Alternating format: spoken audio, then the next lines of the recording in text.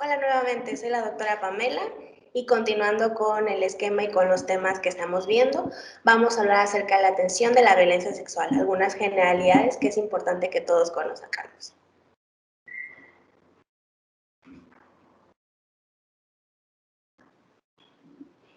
Entonces, el tema atención a mujeres en caso de violencia sexual. Como personal de salud, hemos visto anteriormente toda la normativa que rodea los casos de violencia sexual y violencia familiar. Tenemos muchas obligaciones.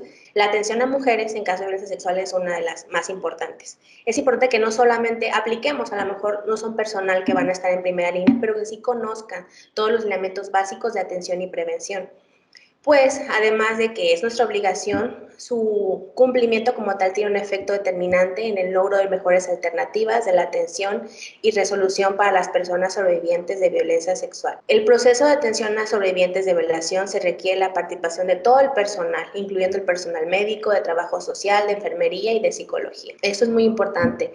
El primer contacto que tenemos con esa persona víctima de violencia puede ser la única oportunidad para ayudar a esa persona a enfrentar este difícil proceso. Hablando de definiciones, repasando, tenemos el concepto de violación sexual y violencia sexual, que es muy diferente.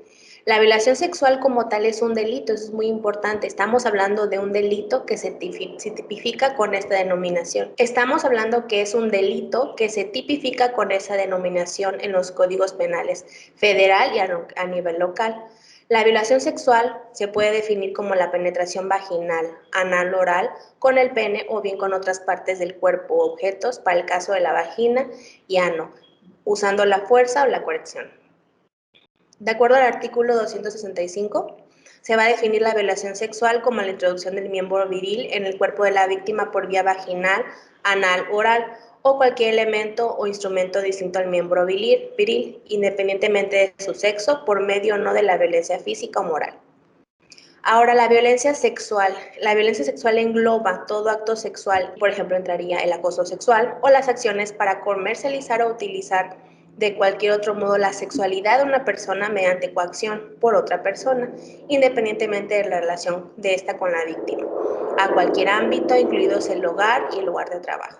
Entonces es importante, para nosotros como personal de salud el término es violencia sexual, no violación sexual porque no somos peritos, no somos abogados, no podemos decir que, no podemos establecer que es un delito como tal, pero sí podemos hablar de que es un probable caso de violencia sexual.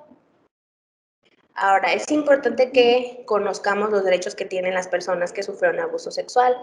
Tiene derecho a la justicia, a la salud, a ser escuchadas o escuchados, a ser informados de manera objetiva, veraz e imparcial sobre el procedimiento médico y recibir atención y orientación. Darle también o que reciban la información relacionada con la atención jurídica en su caso. Ser canalizadas ante la autoridad competente. Recibir asesoría jurídica totalmente gratuita. Que se satisfaga la reparación del daño cuando así proceda. Recibir la atención médica y psicológica de urgencia. Tener atención médica oportuna de alta calidad con un enfoque humanista y solidario.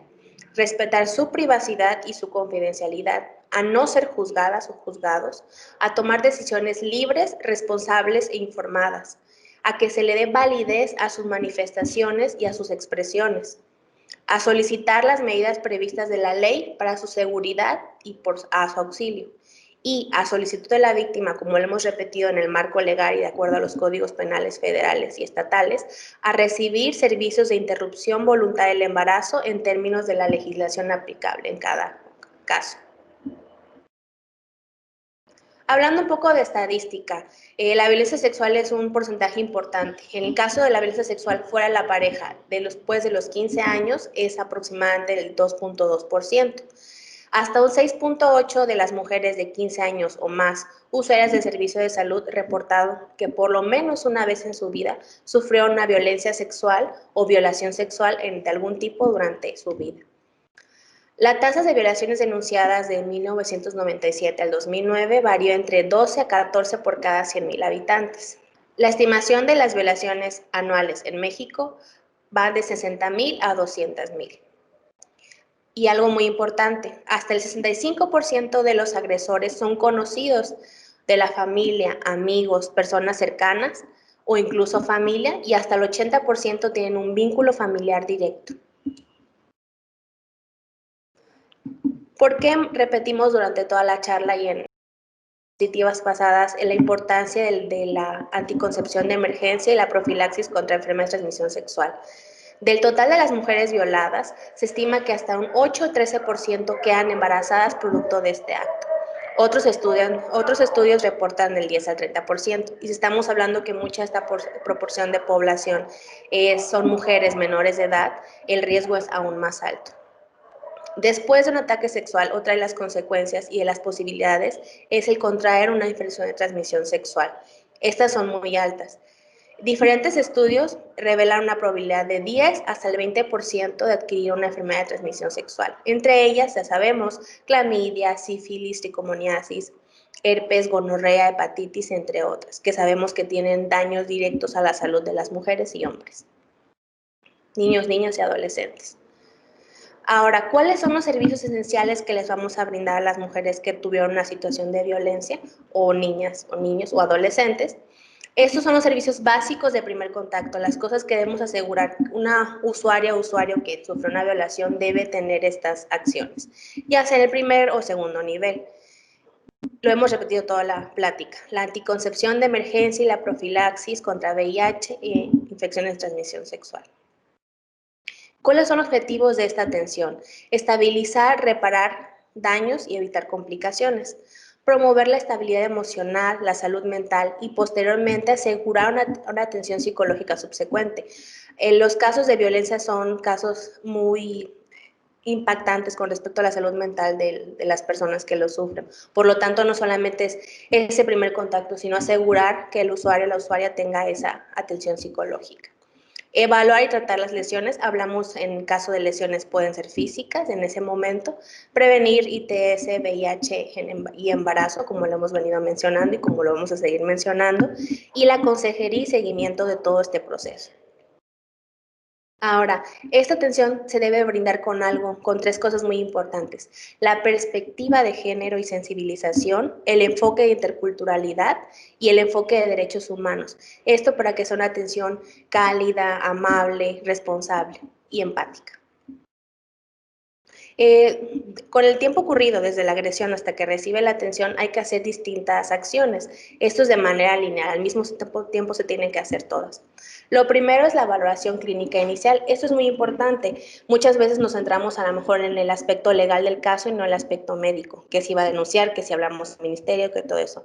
No, lo primero es asegurar la vida y atender lo que en ese momento requiera más atención. Eso es lo que hablamos cuando hablamos de un triage médico: ver qué necesita más nuestra atención en ese momento y tratarlo. Ya posteriormente vamos a centrarnos en la atención médica, la prevención y tratamiento de profilaxis contra VIH y anticoncepción de emergencia. Después vamos ya a centrarnos en la integración del expediente clínico, todo lo que incluye el registro de la información. Una vez que ya aseguremos las atenciones esenciales que dijimos, posteriormente o al mismo tiempo en lo que hacemos todo eso, se puede dar el aviso al Ministerio Público mediante el formato que vimos en diapositivas anteriores o mediante llamada. Y por último, vamos a trabajar la evaluación de riesgo, plan de seguridad y protección, que son muy importantes. Sabemos que los casos de violencia son muchas veces repetitivos, no solo son en una ocasión. Una persona que sufre una violencia, un caso de violencia en una ocasión, puede ser repetitiva o puede que el agresor esté queriendo volver a intentar. Por lo tanto, es muy importante que se haga ese plan de seguridad y evaluación de riesgo para poder asegurar y prevenir otros casos a la misma persona. Entonces, la valoración inicial. Hay que hacer una valoración inmediata al momento de la atención, lo que siempre nos han enseñado: A, B, C, D, checar la vía aérea, checar que todo en sí, todo el conjunto de la persona esté bien y no tengan lesiones o cosas que puedan poner en peligro la vida inmediatamente, y si hay alguna cosa que se tenga que hacer, hay que atenderla. Siempre se realizará entonces primero el triage y toda esa valoración de A, B, C, D. Primero se tiene que tratar a la usuaria o el usuario, sin antes pedir, como lo hemos mencionado, que vaya a fiscalía, alguna denuncia, etc. Ya mientras de triage, ya se puede pedir el apoyo de trabajo social o de alguna otra persona para dar el aviso al MP o hacer el resto de la papelería. Así, cualquier procedimiento legal deberá realizarse solamente después de estabilizar a la usuaria o usuario. Entonces, como lo hemos venido mencionando en toda la presentación, el abuso sexual es una urgencia. Lo ideal es que el personal médico, personal del área de salud que atienda a las personas que hayan vivido un caso de violencia sexual, es que este personal esté sensibilizado, esté capacitado, esté también preparado emocionalmente para hacer lo necesario, dar atención con perspectiva de género, que ya lo habíamos mencionado, que conozca el marco legal y que cuente con las técnicas apropiadas de exploración de acuerdo a la edad y sexo de la víctima. ¿Cuáles son las acciones específicas a realizar? Y lo que quiero que más se lleven de esta capacitación es estas tres cosas: profilaxis contra el virus de la inmunodeficiencia humana, profilaxis contra las enfermedades de transmisión sexual y la anticoncepción de emergencia. Esto rodeado por una atención integral. Hay que sumarnos todos: el ámbito médico, legal, psicológico, trabajos. Desafortunadamente, no es común que un caso de violencia sexual llegue de manera inmediata. Cuando sufrió la agresión, casi nunca las personas acudan a los servicios, ni servicios de salud, ni servicios de otro tipo. Es más común que nos lleguen los casos tardíos, es decir, a lo mejor tenemos una idea de que un caso de violencia sexual se tiene que ver como en la tele, ¿no? Una persona ensangrentada, una persona con la ropa desgarrada, pero no es así. También por eso es importante que no se cuestione a la persona con respecto al caso de violencia, solamente porque no se presenta de la manera que nosotros lo imaginamos. Entonces, podemos dividir, dependiendo del tiempo en que busca la atención, en dos categorías: casos inmediatos y casos tardíos. Vamos a dividirlo a partir de las 72 horas. ¿Por qué 72 horas? Esto es muy importante para las acciones que se pueden hacer. Dentro de las primeras 72 horas de la agresión sexual se cuenta con mucho tiempo, sobre todo para recurrir a la profilaxis de infección de transmisión sexual y VIH. Y también se le puede aplicar la vacuna contra hepatitis B, las evidencias, hacer el expediente, todo lo que mencionamos, y dar la anticoncepción de emergencia. Entonces, dentro de las primeras 72 horas podemos dar todo esto. Después de las 72 horas, dentro de las primeras 120 horas o 5 días, todavía se puede dar la anticoncepción de emergencia. Sin embargo, ya no se puede dar profilaxis contra el VIH, pero sí se puede dar profilaxis contra infección de transmisión sexual, aunque obviamente con menor porcentaje. Entonces, en resumen, casos inmediatos, primeras 72 horas, le podemos dar todo, incluyendo la profilaxis con antirretrovirales. Más de 72 horas ya no podemos darle el antirretroviral. ¿Qué también le podemos proporcionar a la persona? Si tenemos las pruebas rápidas, hay que hacer la prueba del virus de la inmunodeficiencia adquirida. Esto, como mencionamos, debido a que muchos casos son tardíos y ya puede presentarse positivo. Pruebas de la hepatitis C, prueba de embarazo si así lo requiere, y pruebas de sífilis. Y también, si te tuviera ya las herramientas para hacer cultivos, otro tipo de exámenes, se pueden hacer exámenes en fresco para enfermedades de transmisión sexual. Profilaxis contra antirretroviral, anticoncepción de emergencia y profilaxis contra infección de transmisión sexual. De 72 a 120 horas, lo más importante es la anticoncepción de emergencia y la profilaxis contra enfermedad de transmisión sexual. Más de 120 horas ya no se aplica la anticoncepción de emergencia, solamente se puede dar la profilaxis contra enfermedad de transmisión sexual o bien el tratamiento ya para estas. Vamos a dar solamente un repaso básico del profilaxis para que ustedes conozcan qué medicamento se puede dar. Los medicamentos que aquí presentamos a continuación son los que los utilizamos porque son los buenos, bonitos y baratos, son lo que tenemos en la unidad a la mano. A lo mejor si consultamos referencias o artículos recientes utilizan otros esquemas, pero este es el que nos funciona, sobre todo por ser práctico y disponible. Con respecto a la anticoncepción de emergencia, el más utilizado es el levonorgestrel de 0.75 microgramos. Aquí están los nombres comerciales. Este es muy fácil porque solamente se dan 2 pastillas. La primera pastilla la vamos a dar dentro de las primeras 120 horas, como lo vimos anteriormente. Esa es la primera dosis. La segunda pastilla se va a dar 12 horas después de la primera dosis. Son únicamente 2 pastillas y completamos el esquema. El Gestrel además es la opción preferida, además de que es muy fácil porque son 2 pastillas, es porque cuenta con una alta eficacia, hasta el 94%. Y esta eficacia es aún mayor si se da el medicamento antes de las 72 horas. Sin embargo, también se pueden utilizar dentro de las 120 horas, aunque con mejor eficacia. Si no se tiene el levonorgestrel en la unidad, se les pueden dar esos otros 2 esquemas, que son de estrógenos y progestrina en 50 y en 35 microgramos respectivamente, pero como vemos son más pastillas, son 2 pastillas en la primera dosis y otras 2 pastillas, y en el último esquema son 4 pastillas y luego 4 pastillas. Entonces, casi siempre el que damos es levonorgestrel. Ahora, el esquema para profilaxis, igual, con respecto a los antirretrovirales, hay bastante antirretroviral que se puede utilizar, pero el que tenemos a disposición es el Atripla, el Voltrek, tiene muchos nombres y vienen diferentes esquemas, pero generalmente esta combinación, efavirenz, emtricitabina y tenofovir. La dosis es muy fácil, es una tableta diaria por 4 semanas. ¿Cómo se va a utilizar? Lo hemos repetido. Siempre se tiene que iniciar dentro de las primeras 72 horas. Si la usuaria o usuario ya pasan 72 horas, no se va a poder utilizar. Lo ideal es que se iniciara dentro de las 4 horas, posterior a la agresión. ¿Por qué es importante este esquema? Porque tras esta exposición o este contacto, la profilaxis puede reducirnos el riesgo de cero conversión o positividad hasta el 81%. ¿Cuál es el esquema para la profilaxis? ¿Cuál es la forma de utilización de este esquema? Como lo mencionamos, tiene que ser dentro de las primeras 72 horas. Se puede utilizar exactamente este esquema a mayores de 13 años y adultos. Vamos a ver más adelante que también hay un esquema específico para los menores de 13 años. Es en los casos de una relación sin protección receptiva anal, una relación sin protección receptiva vaginal o sexo oral con eyaculación, en estos 3 casos. Algo muy importante que debemos saber de la profilaxis es los efectos adversos. Estos medicamentos, debido a su carga, todo el mecanismo de acción, tienen efectos adversos muy importantes, como mareos, vómitos, náuseas, diarreas, fiebres, hasta algo ya más fuerte como pesadillas o sueños vívidos, dolor abdominal, cefalea, hasta toxicidad hepática, incluso depresión. Por eso es muy importante el seguimiento. Por lo tanto, también es muy importante que aseguremos un seguimiento adecuado, que se le eduque al usuario a tomar este medicamento, que se le hable de la importancia que es atenerse a este medicamento y de que puede tener efectos secundarios, pero el costo-beneficio es mucho mayor.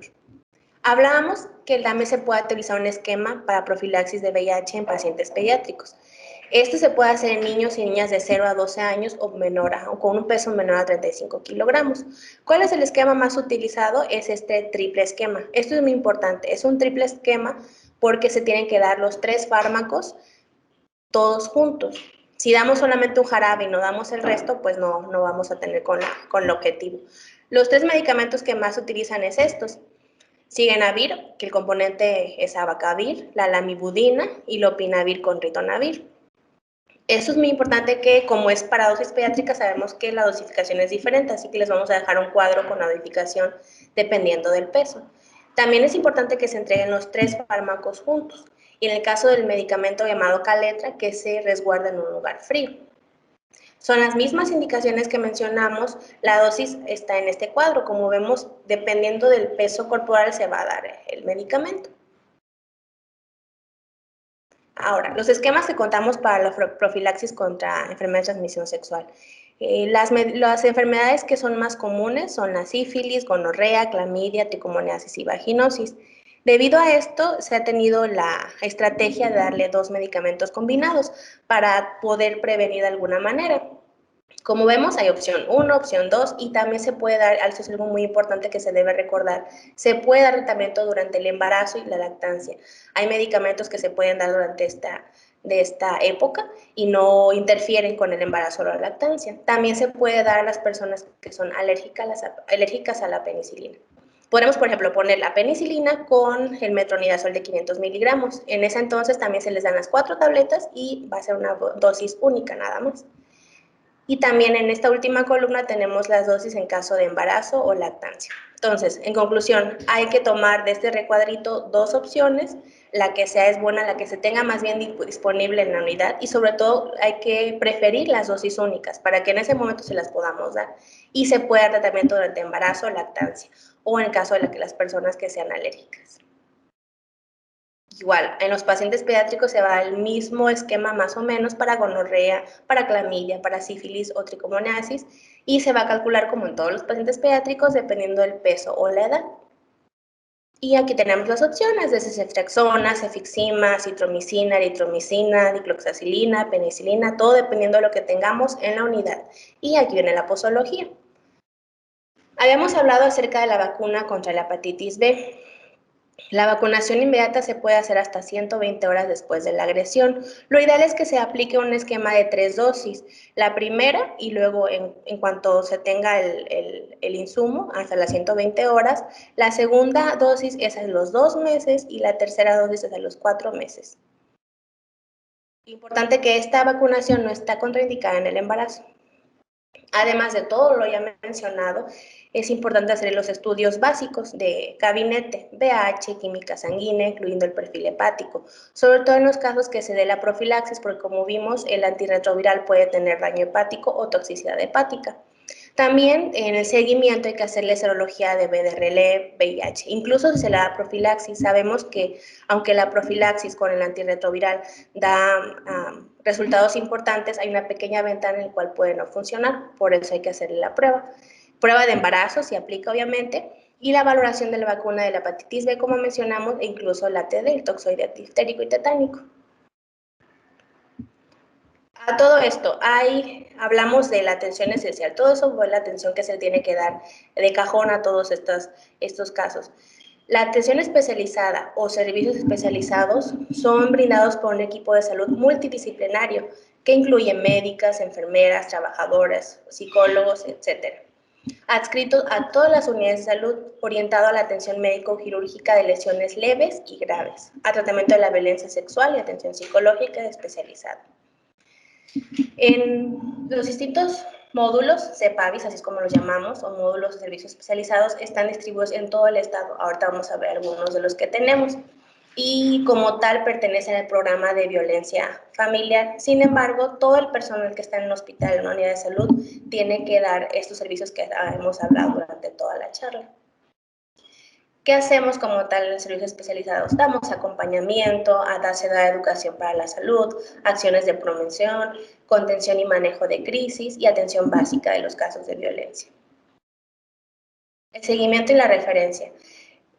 Todo lo que hablamos, el medicamento y todo lo que se tiene que dar, es recomendable que se den las pacientes en las 2 semanas posteriores a la primera cita, 3 meses, 6 meses y hasta 1 año.